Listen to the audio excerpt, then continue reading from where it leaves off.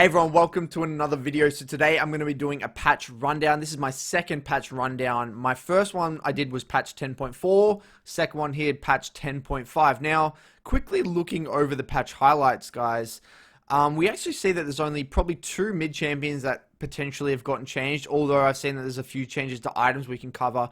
But because this is a bit of a weird patch, I'm going to try and keep it short, sharp, and concise, and only really cover the information that I think is important for you guys to know, and that may potentially change your outlook on the game or the way your solo queue games might actually pan out.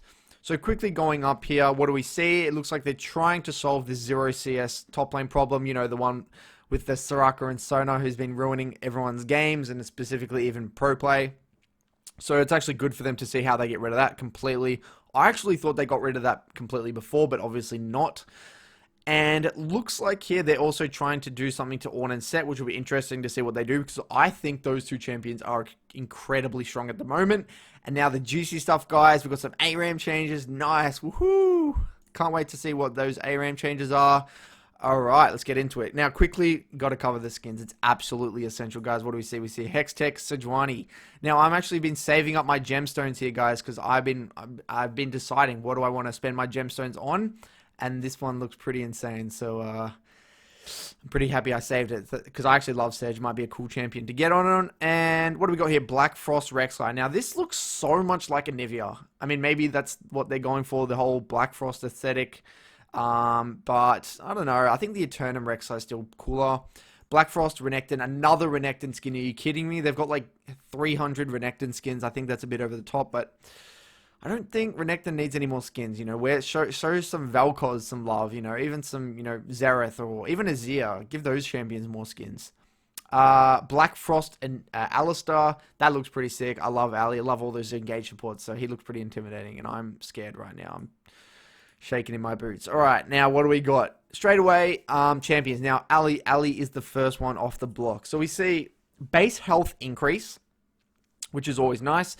Passive stack no longer has a cooldown after Ali roars. Now, for you who don't play Ali, this is basically his passive where, when anyone casts an ability or he casts an ability, you gain stacks, and when you gain a certain amount of stacks, I believe you heal people around you. He actually roars and heals people around you.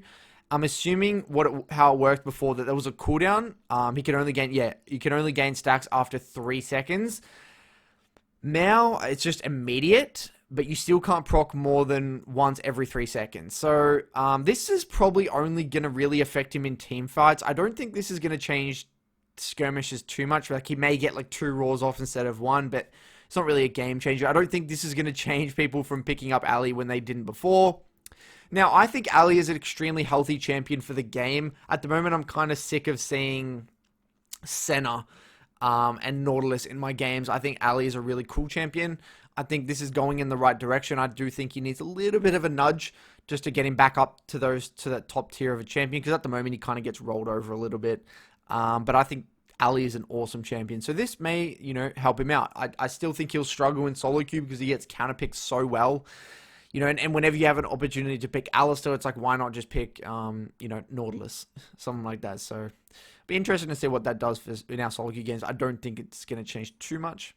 Now, Amumu, this one really makes me feel sad. I feel like Amumu right now, a bit sad. Like, Amumu already, he's barely seen. Like, maybe he's seen in low elo, but I think that's great. I think he's a really good champion to have. And reducing his level 1 cooldown by 20 seconds, like, what are you trying to do to him, man? It's like, he's already so rough. That's his main identity as a champion revolves around his ultimate, like AoE lockdown. And you're just kind of reducing his chances of being able to do that. Like, I just don't like this. I feel like I want to see more diverse champions in high elo and competitive, even like in games in general, just more competitive junglers, more diverse junglers. And this doesn't make sense to me. I think this really hurts Amumu's identity. And obviously they're saying he's maybe operating too strong in low elo, but I just don't think this is the right direction if you wanted to do it. I think maybe change one of his other, tone down his other abilities. I think this is what makes him fun. So I don't really understand where Riot is going with that. Since they want to see more diverse junglers, that's what they said last patch. But then they're reducing Amumu's cooldown. So, increasing his cooldown. So I don't know what they're doing there. Now, Bard. I don't know about you guys, but in high elo, like it says here, it's been succeeding a lot in high levels of play. Sorry, high levels of play. He's seen a lot in my solo queue games. Now, you may ask, why is Bard played? And I think this is a concept for you guys to understand from a mid lane perspective. You get these specific niche, I would say, support champions like Pike and Bard, that they have this unique ability. Just even if say you're in a really rough 2v2 lane bot, they can, because they're so mobile, so quick, they can always find a way to do something with their utility and with their mobility to get something done around mid lane or within the jungle. Now, and also potentially set up really great lane ganks for their jungler. Now, this is what makes Bard fun. So I'm really glad. I think he did need a little bit of a tone down. I think he got a bit out of control. So I think this is a step in the right direction. I'm glad that they did not touch his cooldown of his ultimate or something with his portal or his Q cooldown, because I think that's quite healthy. I think that this does prevent him from being, more of that like solo carry type Bard player. But I like it because this is not going to, sway all the people who did pick Bard 4 to stop them from playing it. So I like the direction they're going in. If you guys, and I think this is important to understand, because as a mid laner, when I look at these patches and say I see something like, you see like a Pike buff or a Bard buff, or these roaming support buffs, what that actually says to me is like, okay, maybe that may actually sway the meta a little bit more. Maybe mid's actually going to be a lot more chaotic, 2v2 centric, 3v3 centric, and maybe I can't afford to play those immobile mages. So when Pike was in the meta a lot, and Bard was in the meta a lot back in the day, this is when I was playing Korean solo queue, I hated playing anything immobile mid because I would just die. Like, Bard just comes mid, throws his ultimate on me. I have to blow flash, and then I don't have flash, and then he comes, zips around again and kills me. So I hated this stuff. So it's always good to keep an eye out for it. So I think this is a good change. Blitzcrank, base armor decrease. This does not make any sense to me. I don't really know what they're trying to get out of this, especially since Blitzcrank already isn't seen too much anyway, especially in the high elo and in competitive. Like, he's barely seen. I don't really know what they're trying to get at. He already struggles in lane a lot. Maybe he's operating too well in low elo, but I don't really understand that, so leave that at that. Graves, base MR and MR growth increase, cost Q now flat, cooldown decrease. Now, this is interesting because this says to me that this is not a buff for jungle. This is a buff for lane Graves. What it says here, Graves has been weak for higher tier play, and blah, blah, blah. We're aimed to keep him both, and as a buff, aimed to help him both jungle and laning. Now, obviously, it does help his jungle in the sense that, like, he's going to be a lot better in 2v2 skirmishes, but more importantly, this will help him potentially be a laner. I know people have dabbled with Graves mid or Graves top as a potential laner. This will help him, and especially this one here, magic resist growth, that's quite nice. This cost also says to me that it's more of a lane buff, because junglers traditionally don't really run out of mana too often because of they get mana, extra mana regen while they're in the jungle anyway. And this cooldown isn't really going to change anything, but this change to the mana is actually quite nice for lane Graves as well. He's going to be able to spam it a lot more, especially in the early game, so that's quite nice.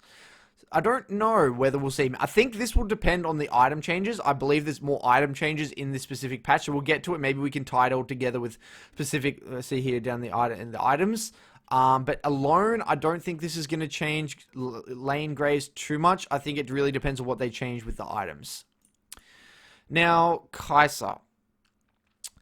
Q AP ratio decreased, upgraded missiles increased, base damage AP ratio increased, TAD, I don't know what TAD, I think they just meant AD, decrease, upgraded, cooldown refund increase. So the goal of these changes are to power up Kai'Sa as she evolves, especially as she starts to specialize in AP or AD. However, there should also be more trade-off based on that evolution. So I'm assuming what they're trying to do here is incentivize someone to make it very clear which one they want to upgrade based off if they're going AP or AD. So if we look at here, the damage ratio is actually reduced with AP. So I'm assuming if you want to go AD, this AP, you're not going to be looking to, have as much of an emphasis on Q, and by increasing the cooldown with the upgrade, and then also increasing the AP ratio and decreasing the AD ratio on the W. It's just telling people, okay, well, if you want to go AP, then W is going to be your main ability. If you want to go AD, then Q, you're going to be more interested in Q. I still think Kai'Sa struggles a little bit in this meta, especially in solo queue, in my opinion, because I feel like Kai'Sa's in this weird spot where I feel like champions, if you want to go for hyper scaling, then just go for Aphelios. If you want to go for like laning, then play Lucian or MF. If you want to go for like high range poke in mid game, just go Ezreal. I feel like Kai'Sa is very team reliant at the moment because his laning phase is really weak. His mid game is not really strong, especially if he doesn't have anyone else engaging fights for him. Kai'Sa's in this really awkward spot. I feel like she's such a hard champion to change because her kit is actually inherently incredibly strong. So Riot have to be very careful with the way they want to change this champion or nerf it or buff it, because one buff in the wrong direction can make Kai'Sa extremely strong and extremely hard to deal with. I'm just talking from experience in solo queue. Kai'Sas don't really feel as strong as like an MF or an Aphelios as an Ezreal, but you know, maybe in competitive, I'm not too sure. I'm not really kept up to date with competitive as much, but that's just my take on things. Alright, so as we head on, we see Kayn, passive orb gain increased, and W slow increase. So, increase constant every second. So, smoothing out Kayn's transformation rules so that he's not punished due to confusion or complexity. We're adding a slight buff to his catching ability to overall to make him easy to succeed with. I don't know enough about the speed in which Kayn gets his passive. Again, I don't know if this is actually how big this is. You're going to have to ask a Kayn player. I don't know how big this is in terms of the ability to actually get your passive stacks up. If it is significant, then maybe that actually will help Kayn already. The thing with Kayn at the moment, given that we're seeing a lot of tanks in the meta, we're seeing more Maokai, we're seeing more Ornn, we're seeing more Set. What that says to me, and I mean, Sejuani kind of on and off. It's more of a competitive pick. You don't really see it in solo queue as much, but Kayn as a champion, and with I guess the tanky supports like Nautilus at the moment, and the especially with a lot of the tanky supports building Stoneplate, Kayn does or can have some really, really solid games. Now, Kayn again is one of those junglers that it's either one or the other. It's either super strong or okay. You got to think of Kayn like this. Now, Kayn is like a meta abuser. When things like Cinderhulk get buffed, things like, you know, people's base stats get reduced, so then tanks come into play a lot more. You know, maybe they change something with the early game, where early game junglers can't affect the map as much, and maybe people just want to play more scaling junglers like Zac and Sejuani. Kayn then thrives, because Kayn is very good against tanks. Now, the thing is, Kayn has to be, he has to wait patiently for the meta to suit him. Kayn doesn't suit every single meta. Kayn is very, if the meta is very hyper early game focused, fights around Rift scuttles, you know, everyone's going warrior or runic echoes like Elisa's, Jarvan's, Rek'Sai's, things like that. Kayn just really doesn't really fit in and becomes extremely weak. That's why you just don't really see much Kayn unless the meta suits it. So it will be interesting given the Cinderhulk buffs and change. We're seeing more tanks. Kayn may be a little bit more stronger than usual. Again, these buffs are quite nice. Just more quality of life buffs. I don't know about the passive, how much it's going to change. It will be interesting to see how Kayn evolves over these next few patches. Lists.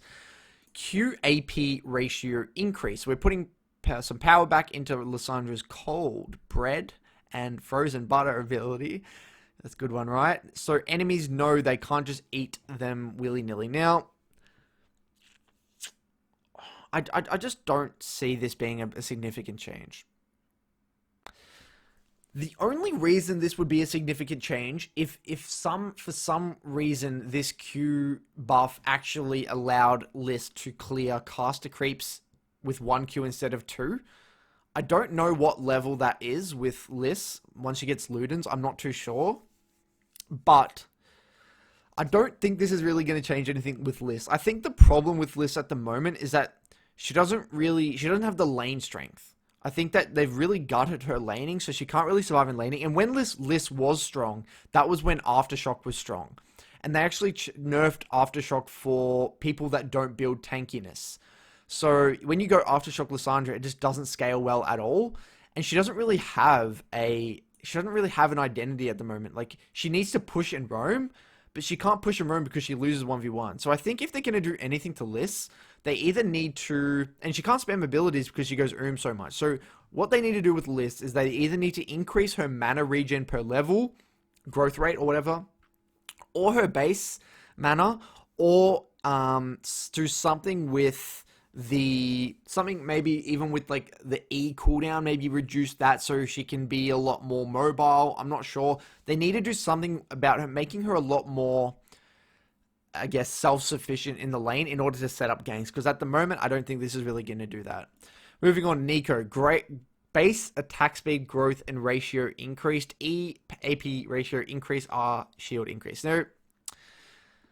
Now this says to me that this is more of a top lane Neeko buff. Attack speed isn't as much, not really as important in mid lane. In mid lane, it's more of like a quality of life buff to help you CS a little better, but I just don't see this being really effective in the mid lane. Now, this is interesting, although you do max Q, so you got to note that this won't really come into play as much.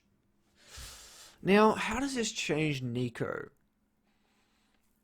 What's interesting, because Neeko already is one of those champions as well that I feel like it's kind of like Lysandra, where they don't really have an identity. They need to, I guess Neeko is a very much a 2v2 oriented, skirmish oriented champion.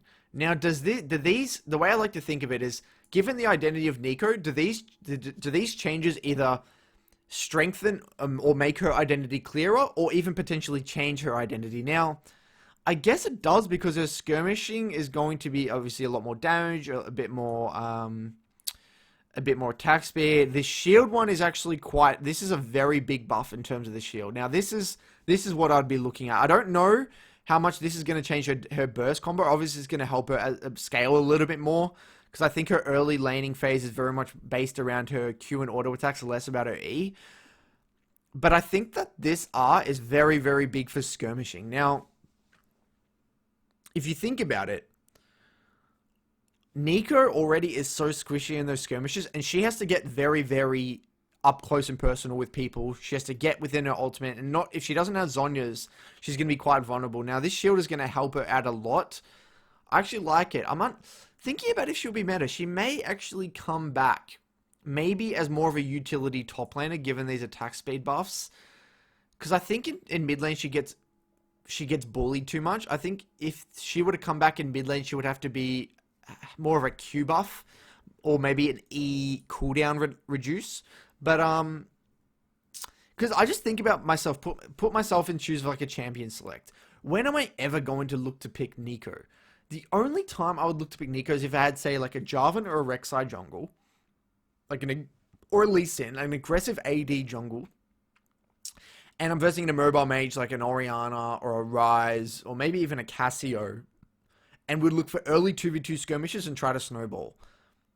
Now, this would help, but the problem is, if your jungler doesn't play towards mid, or the enemy person respects, you're on you're so squishy that the game can feel really hard to feel the impact, because if you're left in an isolated 1v1, it can be a little bit tricky because you just get outpoked and outranged. It'll be interesting. I'm going to kind of reserve all my comments about this one. I need to test it before I actually comment too much on it, but I'm actually going to potentially play a bit of Neeko to see how this feels, because I think Neeko's an interesting champion and a very niche champion. I want to test around with that a little bit more. Now, Ornn, what do we have here? We have passive empowered damage decrease, item auto upgrade level decrease, ally item upgrade available later. We're lowering his damage a bit and reverting a prior buff that we originally put in to ram him back into pro play. The ram's now a little bit too aggressive and we're butting heads way too often. That's right, because Ornn is out of control in my opinion. Now, they need to remove, this thing here with targets max HP is really, really annoying to deal with. This is what largely makes This is what largely makes him do so much damage. Now, this stat specifically, whenever you see a champion and they have percent target max health damage, this is something you always got to pay attention to. I think this is always something that you got to be like, okay, wow, if this is too high, he's just going to stat check people. It doesn't really matter what he builds. Because it's not scaling off AP, it's scaling off someone else's HP. So, this says to me, I mean, I think this was a very, very well-needed change. Masterwork item, whatever, ally, masterwork. So, okay, so they're just making it on very much. Again, I think this makes a lot more sense because you shouldn't be giving items earlier on in the game. It should be very much a late game scaling passive, if that is to happen. So this does make a little bit more sense. I don't think this is going to change things too much because it's only one level, but it is what it is. Rammus, base attack speed ratio decrease. This is absolutely ridiculous. I mean, I don't know about you guys. Are you seeing a lot of Rammus in your games? Let me know if you are. Like, does it feel strong? I have not seen a single Rammus in any high elo game. I feel like Rammus already is such a cool champion to have in the game. This is like a Amumu's problem. Like, why nerf these champions? If they're feeling a little bit strong, keep them in the game. I want to encourage people to play these champions because they're cool. They're niche. They have awesome kits. Like, that kind of frustrates me a little bit. And as well, you want to encourage low elo junglers to play these really simple champions to learn the jungle. Why are you nerfing them? It doesn't make sense to me. Now, set. Here we go. This is exactly what I want to see. Base armor, health regen, growth decrease, R slow cooldown decreased. Okay, this is a big nerf. Holy crap. Base armor reduced by 4. That's quite nice. Health regen, reduced health regen, growth. Now, this is good. So this means he's going to be a lot more vulnerable in the early game, which makes so much sense because he's absolutely, and in the jungle as well. This is going to hurt his jungling a lot more because base armor is incredibly important in the jungle. So I think this is a very well-deserved nerf because Set is out of control in my opinion. Since he scales so well, his early game also shouldn't be strong. And again, I haven't played too much of a Set personally, so I can't comment too much, but that's just my experience playing versus it. The slow, again, I don't really think this was a big deal in terms of Set's strength. So, I don't think this is going to change too much, but these base stats are going to be interesting. Now, this may potentially make his early game very rough, as it should be. Yeah, I don't know how this will actually affect his laning because I haven't played it personally, but it seems like it's a step in the right direction. Now, Sivir, what do we have here? We have Q damage. We don't really see much Sivir, do we? I mean, in my games anyway, I don't really see Sivir at all. I actually personally hate Sivir. I think she ruins the game, especially when she's really strong because she has ridiculous wave clear and is very difficult to kill with her spell shield, but whatever, we'll see what happens. Q damage increase later, which, I mean, I don't think that's going to change too much because she's so reliant on auto attacks later in the game anyway. Minimum movement speed now scales. That's quite nice. This is a very nice buff. This is a very good buff for competitive in the sense it's really good for utility. What's the ratio? So the ratio is attack damage. What do we see? Okay. So they didn't just... Okay, sorry. They didn't buff the base damage. They buffed the scale. They buffed the scaling. Again, this is so small. Like, look at the damage, the difference. It's very small. I really don't think this is going to change Sivir. I think, again, she needs more strength. I think she just kind of gets outperformed in the early game too hard. Again, her early skirmishing so weak. I think that this is not going to make her viable still. I don't think this is going to change too much. But although it is a very nice quality of life buff with the R. Sonar, she's just been nerfed even more. No point really covering that, you know, because I think they still want her in the game, but they don't want to have her as a solo laner. Whatever. Now, this is the part of the changes that I got asked to cover, and I actually played Syndra this morning just to see what it felt like. Now, I personally don't like it. So the way they've done it is that what happened before, what actually used to happen was that if you cast an ability out, you tried to cast Syndra Q outside of the range, it would walk you to that location, and then you would actually Q at that location. But now the way it works is if you Q outside the hitbox or the range, it will just cast it automatically at max range. Now, I actually really dislike this because I actually feel like they're trying to say this is harder.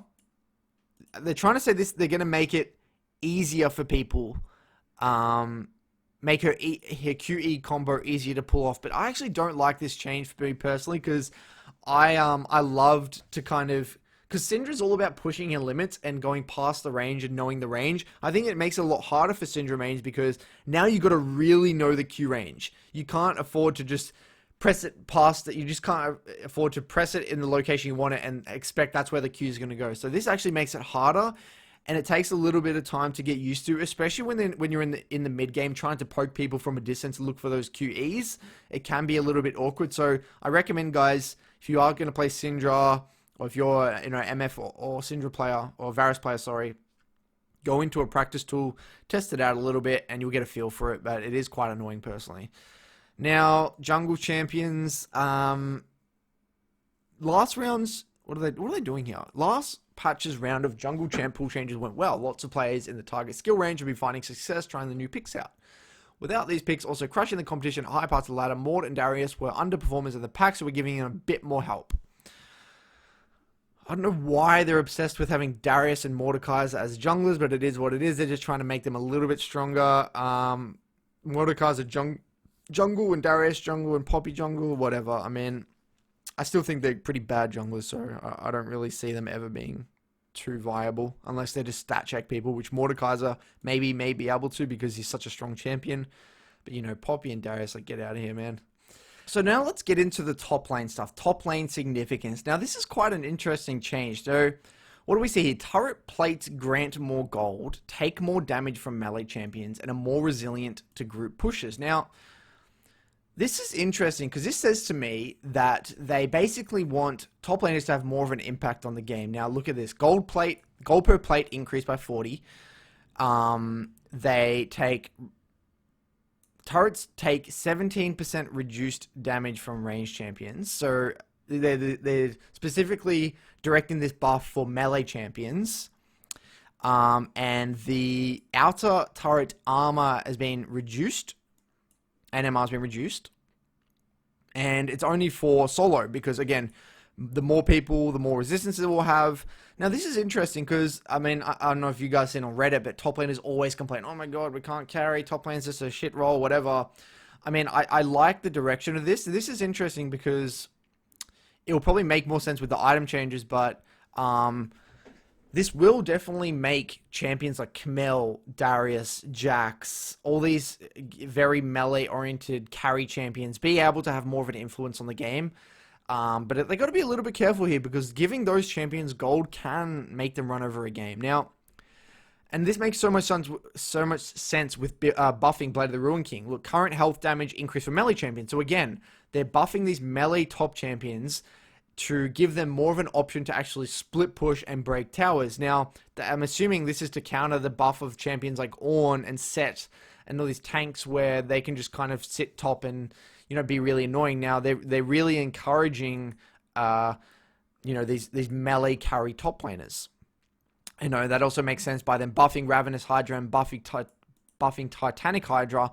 All of this is going to, it looks like they're all going in that one direction. It's like we want to buff split pushes, we want to buff those melee champions top to have let them have a little bit more influence in the game. Again, this is going to make things like Camille and Jax, you know, Darius potentially stronger. So they got to be a little bit careful, and we've got to keep an eye out for them. Yeah, but that's an interesting change, and maybe they're trying to also affect competitive play as well because, and competitive we're seeing a lot of Ornn, and with the Cinderhawk changes and stuff like that, and the Sunfire Cape, Balmy Cinder, whatever. So be interesting to see how that pans out, and maybe this is part one of a series of changes to try and make top lane less of just an island and more like, you know, snowbally role. Now, Tribute Procs, okay, so again, they're just really trying to, being rude in solo lanes, pretty self-explanatory. Now, this is very interesting, because I actually think that Mobies is so strong sometimes on support, specifically like Bard and Pyke, and even on mid laners like Kiana, where they can literally first base Mobies. I think this is a very healthy buff, because Mobies can feel pretty ridiculous, because 900 gold is so ridiculously cheap. Sometimes they can just boom the game. If someone just gets it early Mobies, they can roam all over the place. I like this change for the quality of, or the healthiness of the game, health of the game. Boots of Swiftness, yeah, no one buys them. I think this is helpful. Helpful change because they don't really get any love. I like it. Now the ARAM buff, boys. Here we go. 10.5. So Akali. Oh my god, watch out for Akali. Ali, wow. Terrifying. Okay, Eternals. Eternals are on. Starter Series Eternals are available for Blue Essence, so I'm going to have to try them out, see how they turn out. And there's a lot of bugs here that I didn't even know. Renekton. Any cool champions that... There's not really any big bugs to talk about. Spoke about the skins, some chromas, and there we go. There's the patch 10.5 rundown, guys. So, wow, this one looks sick. So, yeah, thanks for tuning in, guys. If you have any more questions about the patch or anything about the meta or things like that, feel free to drop a comment below or just let me know in the Discord. Cheers. Thanks for watching.